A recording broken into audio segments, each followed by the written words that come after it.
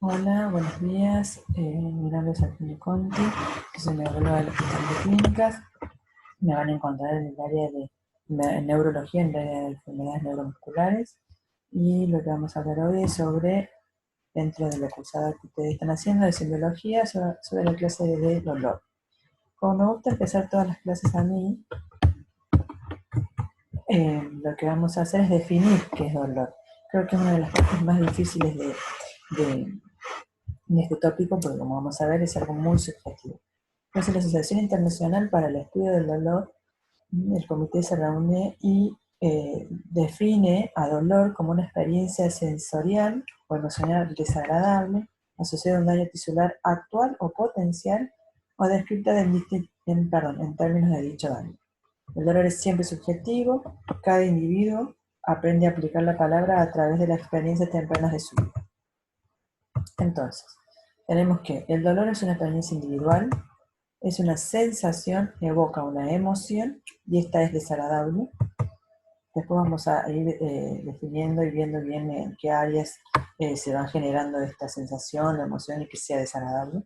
Habitualmente existe un estímulo nocivo que produce daño tisular o eventualmente lo produciría de mantenerse. Puede aparecer sin causa sintomática que lo justifique y es el síntoma más frecuente de la enfermedad. Para hablar de dolor, tenemos que empezar un poquito más atrás por los diferentes tipos de fibras nerviosas, que van a ser los que van a transmitir al cerebro o a las distintas áreas, ya sean corticales o subcorticales, para poder tener esta sensación que a nosotros nos va a decir que es desagradable y que es dolor. Entonces, las fibras nerviosas, tenemos diferentes tipos de fibras nerviosas. Tenemos las fibras nerviosas motoras. Dentro de las fibras nerviosas motoras tenemos las fibras mielínicas de tipo alfa o de tipo alfa-beta. Ambas son mielínicas, son las fibras más gruesas que tenemos y son las encargadas de la transmisión del control muscular, de la propiocepción, de la presión y de la vibración.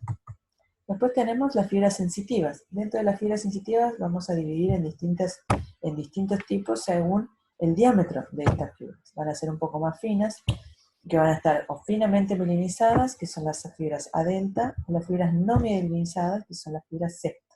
Estas son las fibras que llamamos fibras finas. Sí, son las que van a transmitir el frío, el dolor, y el calor y el dolor en el caso de las fibras C. Y tenemos las fibras autonómicas, las pongo últimas, pero no por ellas menos importantes, pero que estas fibras también son consideradas dentro de las fibras finas.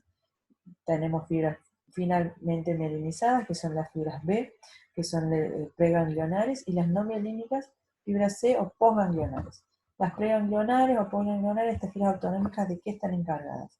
De regular la frecuencia cardíaca, la presión sanguínea, la función gastrointestinal, genitourinaria, la sudoración, ¿sí? Justamente cuando hay una alteración de estas fibras finas, podemos tener alteración en cualquiera de estas funciones que estamos viendo. Entonces, ¿cómo se va a traducir este dolor? ¿Sí? Nosotros vamos a tener un estímulo nocivo, que ya puede ser mecánico, térmico o químico. Este estímulo nocivo generalmente sobre nuestra superficie de la piel, ya sea como vemos acá, presión por martillo, calor, frío o una sensación química como ácido. ¿Sí? Esto va a generar que se liberen mediadores.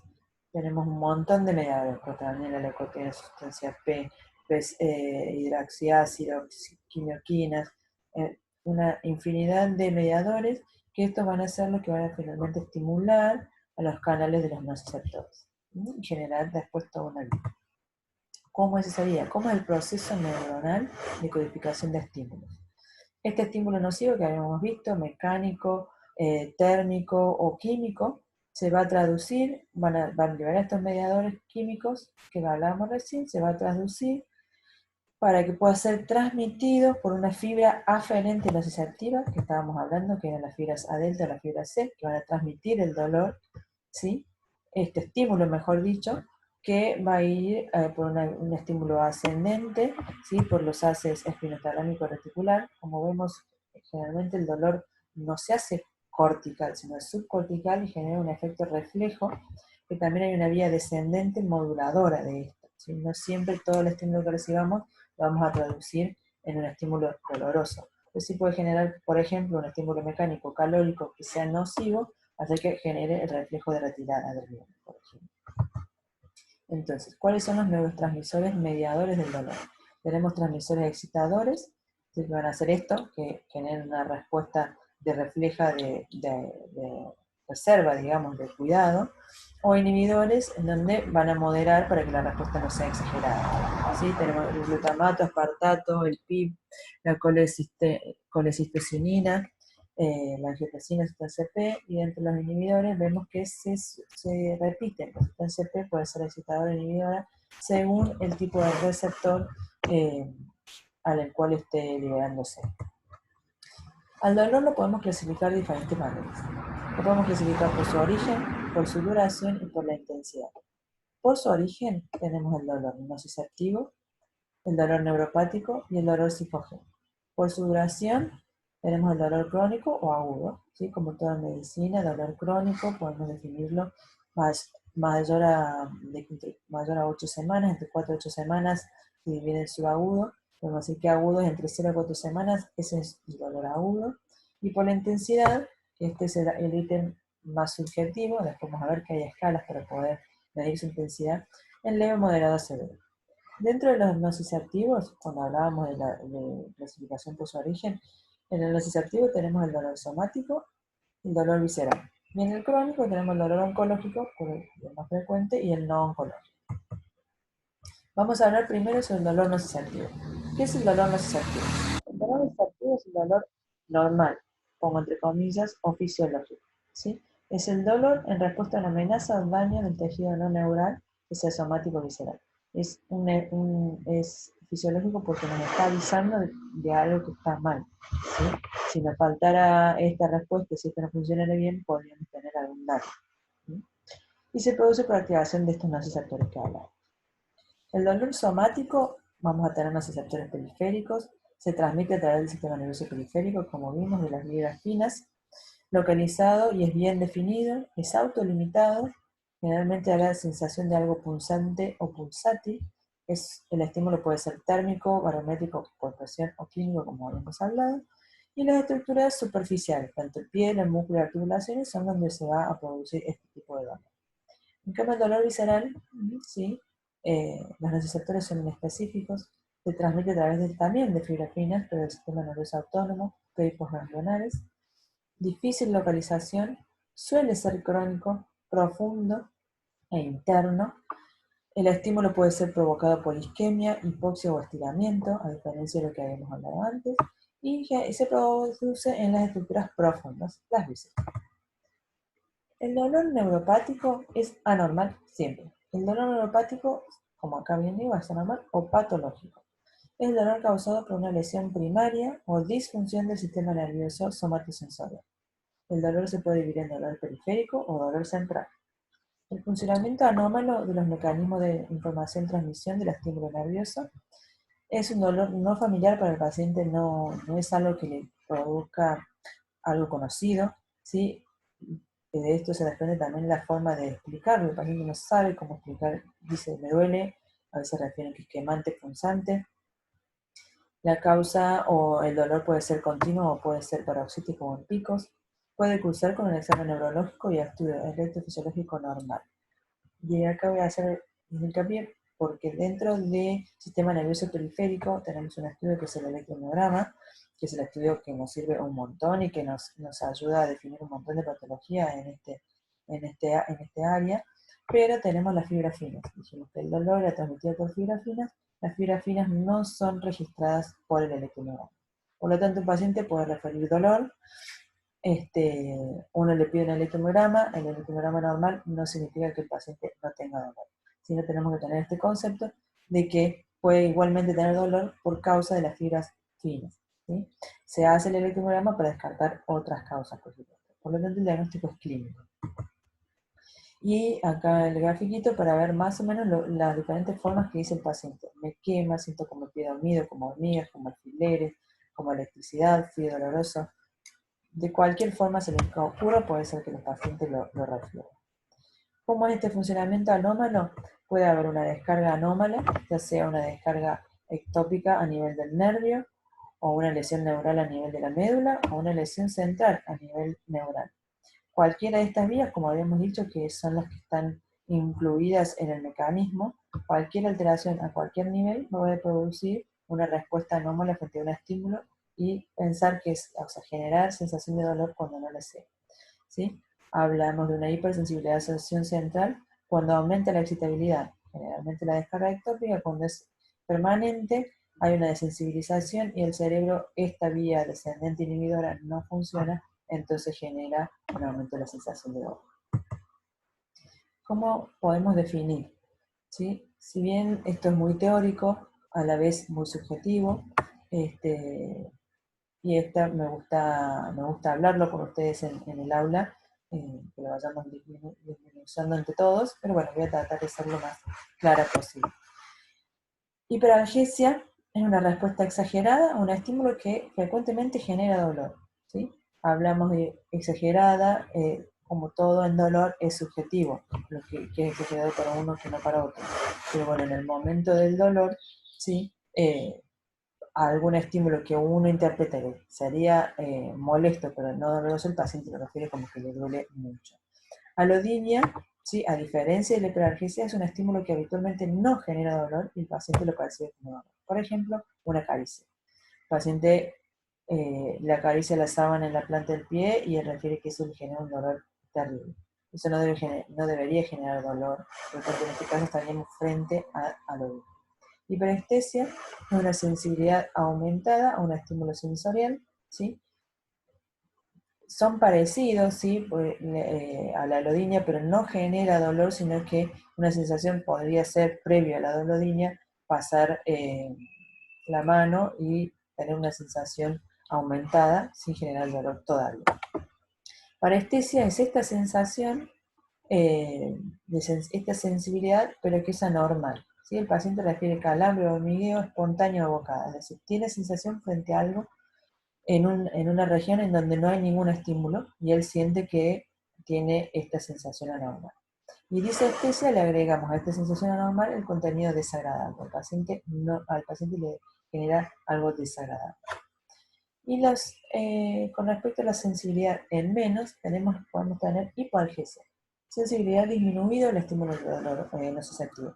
En este caso, tanto en más como en menos es patológico, porque, como dijimos al principio, el dolor nociceptivo es un dolor fisiológico que nos está avisando frente a una amenaza, a un daño potencial. Entonces, si la sensibilidad está disminuida, puede que no nos avise, no genere, por ejemplo, reflejo de retirada y nos quedemos. Hipoestesia es frente a un estímulo que yo le provoco al paciente, ya sea un pinchacito o la mano, el paciente no lo siente o siente menos, ¿sí? Hay una sensibilidad disminuida frente a un estímulo. Analgesia es la ausencia de dolor frente a un estímulo que habitualmente es doloroso, y anestesia dolorosa es justamente la percepción de dolor en un área anestésico insensible, ¿sí? Generalmente es ambiguo este concepto, pero un paciente en una región donde está anestesiada refiere que ahí tiene dolor. Esto es para graficar lo que hablábamos de la hiperalgesia y la alodinia, ¿sí? Para que sea más claro. Acá en esta coordenada tenemos la intensidad del estímulo y acá tenemos la intensidad de dolor. Mientras más estímulo, a medida que aumenta el estímulo, tenemos aumento de la intensidad de dolor, ¿sí? Luego de una injuria, un daño, vamos a ver que aumenta a menor intensidad, en menor intensidad del estímulo ya tenemos intensidad de dolor. Si acá el estímulo es doloroso, lo vamos a denominar alodinia, ¿sí? Porque acá habitualmente era un estímulo que no genera dolor y el paciente lo siente como dolor. Y acá arriba, ¿sí? Ya a esta altura tenemos, debería sentir dolor, pero la respuesta es aumentar. Con respecto a la clasificación según la duración, hablamos de dolor agudo y dolor crónico, ¿sí? El dolor agudo es normal, es una respuesta limitada a una experiencia nociva, generalmente menor a 3 meses. Se inicia con un estímulo nocivo a un tejido somático o visceral, cumple una función de mantener la homeostasis del organismo y el dolor desaparece con la cura. Dolor fisiológico. El dolor crónico es un dolor que persiste más allá de la resolución tisular. Usualmente dura más de 3 meses, habitualmente no cumple una función de protección, deteriora las funciones y la salud en general. Lo podemos dividir en neoplásico o no neoplásico o oncológico o no oncológico. El dolor agudo puede convertirse en crónico, ¿sí? Por ejemplo, en donde haya una alteración en el tejido neural y genere una hipersensibilización central. Un estímulo nocivo que se transforma en un estímulo doloroso y persiste en el tiempo. ¿Cuáles son las características de estos dos dolores? El dolor agudo es repentino, ligado a un incidente específico. La presentación es brusca, localizada, puede irradiarse o ser transitoria. La respuesta fisiológica simpática puede tener tensión arterial, aumento del ritmo cardíaco, sudoración, palidez. Por ejemplo, las esguinces, fracturas, extensiones dentales postoperatorios. Esto sería un dolor agudo. Dolor crónico realmente no tiene un comienzo específico, el paciente no sabe, no tiene un día, hace 15 días me empezó el dolor, puede ser difícil establecer el inicio. Tiene un componente emocional importante, no bien localizado y persiste por lo menos 6 meses.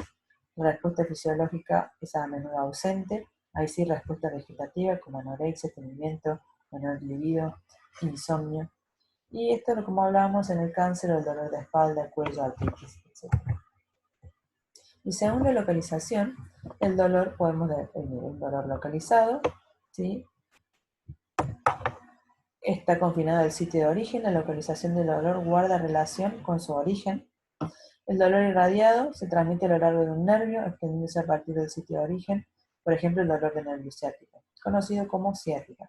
Suele irradiarse en la pierna, inicia donde nace el nervio, que salen las raíces lumbares, del plexo lumbosacro y se irradia por justamente el recorrido por detrás de la pierna, por detrás de la pantorrilla y llegándose al talón, pudiendo llegar hasta el, el dedo pulgar, el dedo gordo, perdón, del pie. El dolor referido es el que se siente en una parte del cuerpo distante al sitio de origen, es característico de algunos dolores de origen visceral. Se diferencia del irradiado en que este último se extiende a lo largo del tracto nervioso, en cambio el dolor referido se percibe en una zona que no tiene ninguna relación con de dónde proviene. Por ejemplo, la precordialgia, el dolor por infarto cardíaco, o por isquemia cardíaca, perdón. Y tenemos otro tipo de dolor que es el mismo fantasma. El 70% de los amputados perciben dolor proveniente del miembro amputado. O sea, se amputó la pierna derecha y el paciente es consciente o siente que le duele la pierna que no tiene. ¿Sí? Acá tenemos un dibujito, gastritis, cuando duele, o esofagitis, el dolor de la precordialgia, generalmente cuando hay el dolor de la forma puede dolernos el hombro, ¿sí? El estómago, la vesícula va a irradiar hacia ese lugar, el riñón, cuando tenemos un cólico renal va a irradiar hacia a la zona de la ingle, ¿sí? Tenemos diferentes zonas más o menos conocidas en algunos tipos de dolor. ¿Cómo vamos a evaluar el dolor? El dolor, tenemos que hacer un interrogatorio muy minucioso en donde vamos a hablar sobre cuándo fue el inicio, el tiempo de evolución, dónde está localizado, el perfil temporal, la intensidad, la calidad, factores que alivian el poder del dolor, si el tratamiento analgésico recibido, si calmó o no calmó. Entonces, son muchas las cosas que tenemos que preguntar para poder orientarnos hacia la causa que lo está produciendo. Y tenemos una mnemotecnia que vamos a usar, Alicia, en donde la A es de aparición, la L de localización, la I de irradiación, en el caso de que se irradie, hay que preguntarlo, la C qué características tiene, si es pulsátil, si es paroxístico, si es continuo, la intensidad, que ahora vamos a ver las escalas de intensidad, y A, al final, de alivio, si alivia con alguna posición o con alguna analgésico. ¿Cuáles son las escalas de valoración? Las escalas de valoración tenemos que dividirlas en escalas subjetivas del dolor y escalas objetivas del dolor. Dentro de las subjetivas, que son las más utilizadas, el paciente es quien nos informa acerca de su dolor. Se basan en la valoración de la intensidad. Pueden ser unidimensionales, que son las más utilizadas, que son un dominio. Las multidimensionales valoran otros aspectos como los sensoriales y los emotivos. Y las escalas subjetivas son las de escalas de dolor en donde el propio observador es quien interpreta la descripción del dolor del paciente. Mira expresión, comportamiento, postura. Dentro de las subjetivas tenemos la escala descriptiva de intensidad de dolor, donde el paciente va a decir sin dolor, dolor leve, moderado, severo, muy severo o peor dolor de su vida. La numérica, que va del 0 al 10, en donde 0 no tiene dolor y 10 es el peor dolor que ha sufrido en su vida. El paciente le va a poner en la escala un número a su dolor. Las caras de dolor, que también tenemos del 0 al 5, donde el paciente, según su percepción de estas caritas, se va a ubicar en donde está. Y cuando hablaba de las multidimensionales, ¿sí? Tenemos que hablar de la escala para los niños, porque los niños no van a poder expresar su intensidad de dolor. Entonces ahí sí van a ser las multidimensionales, vamos a tener en cuenta diferentes categorías en la cara, la expresión de la cara, las piernas, la actividad, si está acostado tranquilo, si se retuerce, cambia de postura. Y a medida que aparecen más características, mayor puntaje de ese dolor, si el arquero está rígido, el llanto, si no llora, si lloriquea un poquito o si es un llanto constante, y la capacidad para sentir alivio o consuelo, si está realmente relajado, según lo que está haciendo el peor que está, si lo tranquiliza al tocarlo o no se tranquiliza nunca. Con respecto al examen físico, la inspección es importante, el estado general, el estado de la piel, si hay cambios tróficos, edema, elementos inflamatorios, cambios de temperatura, de la sudoración, si hay síntomas asociados, como aumento de la temperatura para la presión arterial o la frecuencia, sudoración, palidez, y si hay alteración conductual, llorar, gemir, tensar los músculos al hablar. En los dolores crónicos, tener en cuenta el aspecto, si el paciente generalmente como va asociado a otros síntomas como depresión y demás, el paciente puede estar de mal aspecto. La sensibilidad, uno tiene que ser muy exhaustivo en la búsqueda para poder definir si hay alodinia, hiperalgesia o hipoalgesia o anestesia para poder definir. Y después, una vez que hayamos hecho un buen examen físico, una buena anamnesis, nos vamos a ayudar con los métodos complementarios. No todos los estudios se van a pedir a todos los pacientes. Si estamos frente a un dolor de tipo nociceptivo, lo vamos a ver interpretado en base a todo lo que ya hablamos, interrogatorio, examen físico, cuándo comenzó y demás. Podemos dividirlo según las características en somático o visceral. Y si estamos frente a un dolor somático, lo que nos puede llegar a eso, dijimos que puede ser esguince y demás, una resonancia magnética, una tomografía, una radiografía, según la localización del dolor. Si es visceral, tomografías o ecografías también de la zona en donde el dolor generalmente uno sospecha que está irradiado. Y si estamos frente al dolor neuropático, lo que nos va a servir son el estudio de velocidad de conducción nerviosa, el electromiograma, la resonancia magnética funcional, el QST. El QST, en este caso para el dolor neuropático, nos va a servir. Es un estudio que se mide umbral sensitivo. Es un estudio subjetivo, pero es el único estudio que tenemos hoy para poder evaluar las fibras finas. Habíamos dicho que las fibras finas no eran detectadas a través del electromiograma, por lo tanto, si estamos frente a un dolor de tipo neuropático que sospechamos por daño en las fibras finas, el electromiograma va a ser normal y tenemos que completar con un estudio de QST si tenemos acceso. Entonces, como hablamos, métodos complementarios. Es auxiliar al diagnóstico. Fíjense que ya tengo yo un diagnóstico celular nociceptivo neuropático, que es un complemento a mi dolor, a mi sospecha. No depender de los resultados como que estos son la solución.